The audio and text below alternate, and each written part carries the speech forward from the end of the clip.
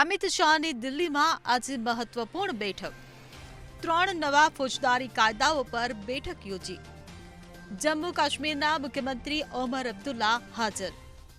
Lieutenant governor Manoj Sinha પણ ઉપસ્થિત. બેઠકમાં 3 નવા કાયદાની ચર્ચા કરવામાં આવી. જ્યાં પણ ખામી હશે ત્યાં સુધારો કરીશું, ઓમર અબ્દુલ્લાનું નિવેદન. ગૃહમંત્રી અમિત શાહે દિલ્હીમાં આજે એક મહત્વપૂર્ણ બેઠક યોજી હતી. આ બેઠકની અધ્યક્ષતા અમિત શાહે કરી હતી. જુઓ સમગ્ર અહેવાલ. જમ્મુ અને કાશ્મીરમાં નવા ફોજદારી કાયદાના અમલીકરણ અંગે કેન્દ્રીય બેઠક બોલાવવામાં આવી હતી, જેની અધ્યક્ષતા ગૃહમંત્રી અમિત શાહે કરી હતી. ત્યારે આ બેઠકમાં જમ્મુ અને કાશ્મીરના મુખ્યમંત્રી ઓમર અબ્દુલ્લા અને લેફ્ટનન્ટ ગવર્નર મનોજ સિન્હા પણ હાજર રહ્યા હતા.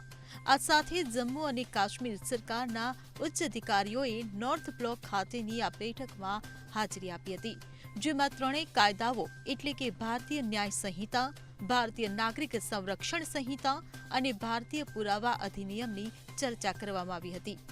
આ બેઠક બાદ મુખ્યમંત્રી ઓમર અબ્દુલ્લાએ કહ્યું કે નવા ફોજદારી કાયદા લાગુ કરવામાં જમ્મુ અને કાશ્મીરની ભૂમિકા ઘણી હદ સુધી સારી રહી છે.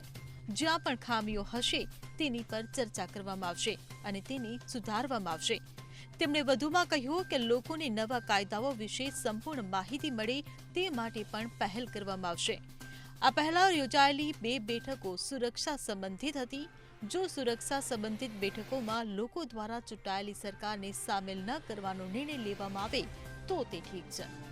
જમ્મુ અને કાશ્મીર કેન્દ્ર શાસિત પ્રદેશ બન્યા પછી કાયદો અને વ્યવસ્થા સીધી રીતે કેન્દ્ર સરકાર દ્વારા નિયંત્રિત થાય છે, કારણ કે તત્કાલીન રાજ્ય 2019માં જમ્મુ અને કાશ્મીર અને લદ્દાખમાં વિભાજિત થયું હતું. નવા કાયદા ગયા વર્ષે 1 જુલાઈથી અમલમાં આવ્યા હતા. ત્યારે ગૃહમંત્રીએ ઉત્તર પ્રદેશ, હરિયાણા, ઉત્તરાખંડ, મધ્યપ્રદેશ અને ગુજરાત સહિત અનેક રાજ્યોમાં નવા ફોજદારી કાયદા લાગુ થયા પછીની પરિસ્થિતિની સમીક્ષા કરી હતી. Bureau report CN24 news. હવે જુઓ દેશ દુનિયાની તમામ ખબરો તમારી આંગળીના ટેરવે. ઉઠાવો મોબાઈલ અને Google Play Store પરથી ડાઉનલોડ કરો અમારી CN24 ન્યૂઝ મોબાઈલ એપ.